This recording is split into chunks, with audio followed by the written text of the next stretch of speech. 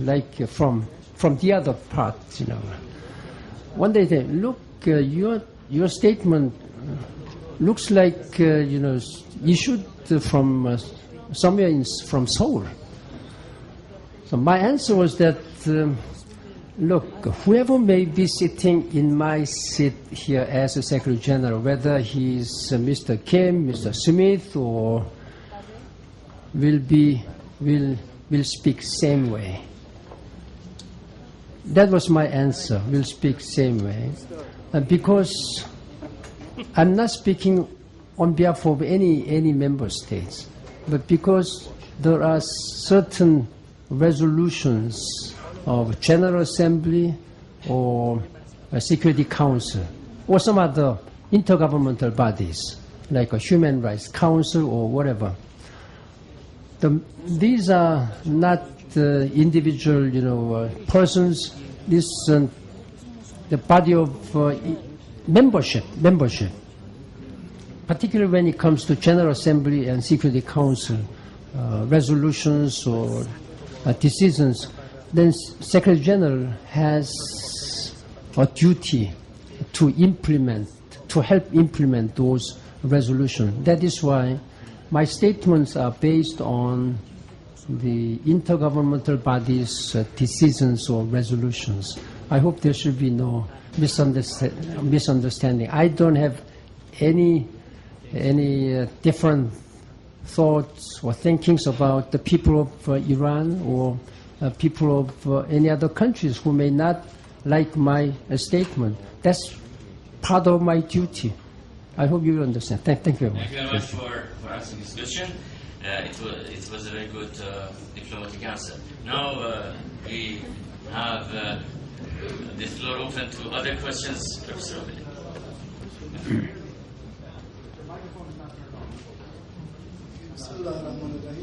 I'm Said Amali, Dean of the Faculty of World Studies and Policy Vice President of the University of Tehran.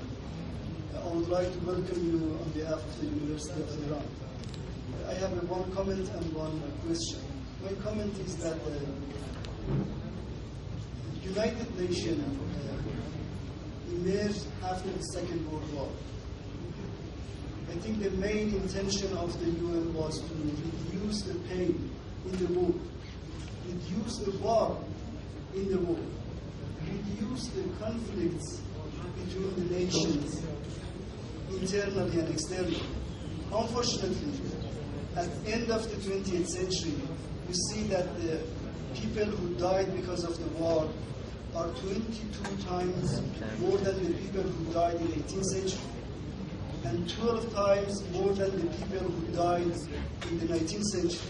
It shows that the trend of the ethic and reduction of war in the world is getting worse and worse.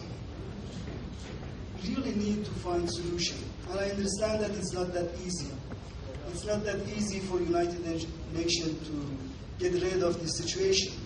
One of the points in that respect is sanction.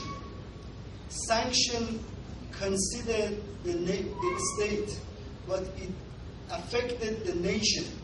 You can see the first result of sanction is a poor society. They are paid for the sanction. The lower income society, they pay for the sanction.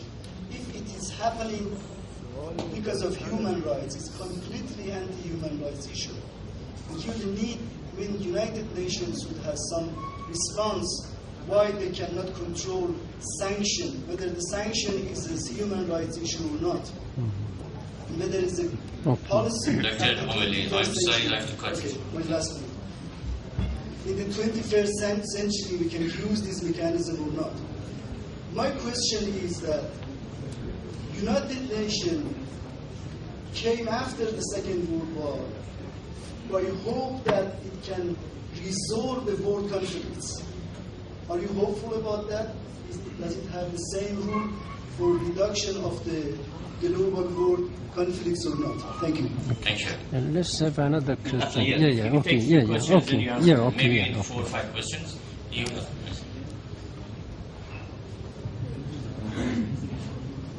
I'm Mehdi Sana'i. I'm member of parliament. I work in committee on foreign policy, but I'm here as a professor of University of Tehran, professor of international relations. First, I want to welcome you to Iran. As we have heard, this is not your first time, this is your second time. And this is a great opportunity for this faculty and for students and professors also to hear you and to discuss the matters. I want to say that, as Dr. Amri said, United Nations emerged after the Second War, and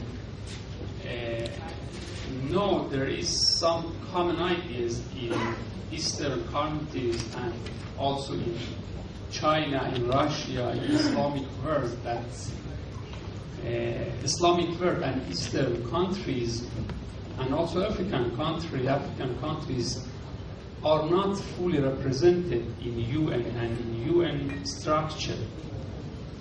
I want to say that there is a common idea in many countries and among the scientists that there are we need some changes in the structure of United Nations.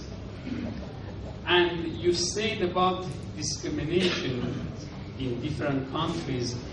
I want to say that in different countries there are ideas that there are discrimination in the structure of United Nations, and it doesn't doesn't respond the necessities and the needs of the contemporary world. And also there are some, and there is another idea also that international law, there are many positive parts and interesting and meaningful, fruitful parts, but we cannot deny that international law also is based on Western philosophy. Anyway, there is a demand, and I say there is a common idea in different countries that we need some changes to the UN structures. How do you think about it? And is there any plan? I know that there are many discussions and there are many sessions in the United Nations also. Is there any plan for this, and how this demand will be responded? Thank you. Very good. I think Mr. Secretary General is very, thank you very much, age conscious, so I have to look for some younger people. Younger people. If there is any, yes, you. Shams. Maybe some ladies too. Some ladies women, also. please. Some lady, woman. There? Yeah, there are some ladies. Yes. Yeah. Thank you very much. I'm Ali Reza Shams. I'm studying third year politics and law. Your Excellency, you've talked about the future and two parts of your speech. You said that. You speak louder. If your portrait exists in the United Nations until the United Nations exists, and then talked about the United Nations and double standards, and every single Secretary General that comes to your position will speak the same language as you. That triggers a question about the future of the United Nations. Given the rise of international cooperation, which is welcome to the United Nations and its charter, and emergence of new networks, new institutions such as G20 and other groups, and maybe some say the irrelevance of some United Nations bodies such as ECOSOC, for example, the financial crisis. How do you assess the future of the United Nations, especially the reforms? And do we have any prospect of having reforms in the near future? Not only about the Security Council, but in a wider range of managing United Nations system-wide governance or merging agencies, because the United Nations plays a crucial role in crisis diplomacy, humanitarian mission, peacekeeping. But it's proven that its size, its disadvantage. So, thank you. One more last question. One more. So we have to. One lady. One lady. Lady.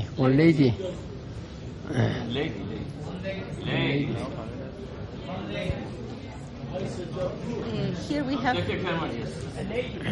Lady. This is Mr. Secretary's choice to have a lady.